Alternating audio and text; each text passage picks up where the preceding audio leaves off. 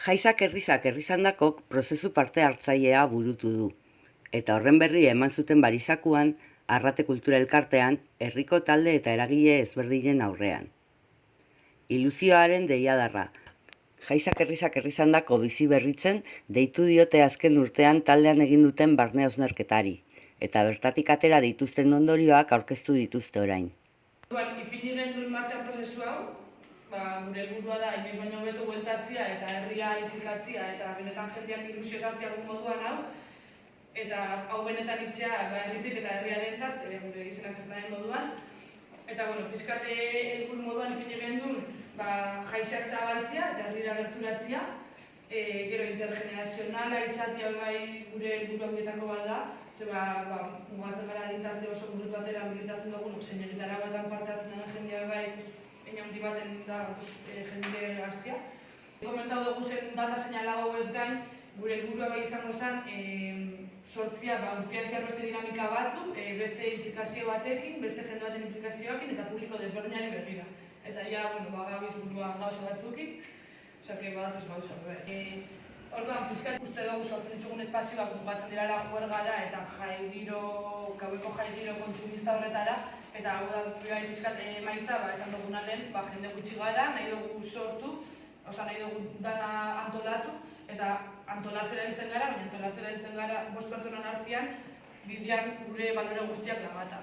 Orduan, taz gain, sortzen duguna, beti danez publiko berdinari begira, ditartekotasun bat galtzen dugu, kultura artekotasuna bai, eta guretak uste dugu aberazgarriak diran faktoriak dirala bai. Eta orduan, honekin uste dugu benetan dela oso garrantzitsua, herrian antolatzen diran eragile, kolektibo, banako desberdinak edo antolatzeko gogoa dakan jendeak hontan parte hartzia, ditartekotasun, kultura artekotasun guzti hau sustatzeko, hartu emana oso positiboa izan aldala uste dugu, herriari begira, orokorrean. Eta lehenengo gozengo dugun izango da filtroa pasa, orduan pasako dugu filtro euskalduna, parte hartzaile herrikoia eta feminista. Eta irabakit, pentsauko dugu danon artean, ekarri dugun ekintza hori, zelan ingo dugun, zelan eramango dugun praktikara, abizen guztia bat gorbitzeko. Baina, suposatzen antolatzen gara lantaldetan, orduan lantalde honek herriak zituen normalean ostiraletan biltzen gara, ostiralerako bere asteko etxeko lanak egin da, eta gero ostiralean asanblada formatuan lurreratzen dugu bakoitzak indabenok lan guztia astean ziar. Eta San Juanetara eta bar begira, eragileak asanblada horretara deitzen dira, eta danon artean gauza komentatzen dira. Baina, argi nahi dugu utzi, gaur egun arte, ez dala izan guztiz asamblearioa, erabakiak ez ziren hartzen hor, baizik eta hartzen ziren pixkat lantaldeekin, eta gure helburua zen, eraginkorra izatea gure antolaketa eredua, bestela ikusten dugu ez gara inoiz ezer antolatzera helduko, baina aldi berean nahi dugu sustatzea herrian parte hartzea.